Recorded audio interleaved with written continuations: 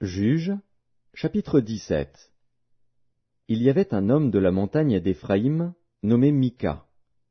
Il dit à sa mère, « Les 1100 cycles d'argent qu'on t'a pris, et pour lesquels tu as fait des imprécations même à mes oreilles, voici, cet argent est entre mes mains, c'est moi qui l'avais pris. » Et sa mère dit, « Béni soit mon fils par l'Éternel. » Il rendit à sa mère les 1100 cycles d'argent. Et sa mère dit, « Je consacre de ma main cet argent à l'Éternel, afin d'en faire pour mon fils une image taillée et une image en fonte. Et c'est ainsi que je te le rendrai. » Il rendit à sa mère l'argent. Sa mère prit 200 cycles d'argent, et elle donna l'argent au fondeur, qui en fit une image taillée et une image en fonte. On les plaça dans la maison de Mika.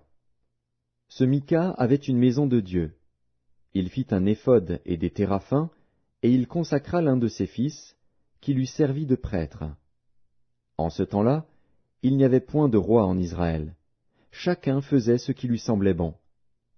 Il y avait un jeune homme de Bethléem de Juda, de la famille de Juda. Il était lévite, et il séjournait là. Cet homme partit de la ville de Bethléem de Juda pour chercher une demeure qui lui convint. En poursuivant son chemin, il arriva dans la montagne d'Éphraïm jusqu'à la maison de Mika. Mika lui dit, « D'où viens-tu » Il lui répondit, « Je suis lévite, de Bethléem de Juda, et je voyage pour chercher une demeure qui me convienne. » Mika lui dit, « Reste avec moi, tu me serviras de père et de prêtre, et je te donnerai 10 cycles d'argent par année, les vêtements dont tu auras besoin, et ton entretien. » Et le Lévite entra. Il se décida ainsi à rester avec cet homme, qui regarda le jeune homme comme l'un de ses fils. Mika consacra le Lévite, et ce jeune homme lui servit de prêtre et demeura dans sa maison. Et Mika dit, « Maintenant, je sais que l'Éternel me fera du bien, puisque j'ai ce Lévite pour prêtre. »